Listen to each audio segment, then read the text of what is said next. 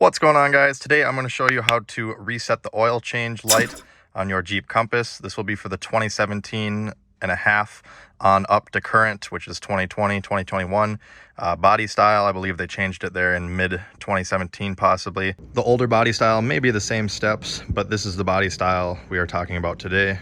So to reset the oil light, now this one, the oil change light is not actually active, but I did just change the oil, so I'm going to try and do the reset and see if it resets it anyways. So first thing we're going to do is you're not going to put your foot on the brake. You're just going to have the key with you.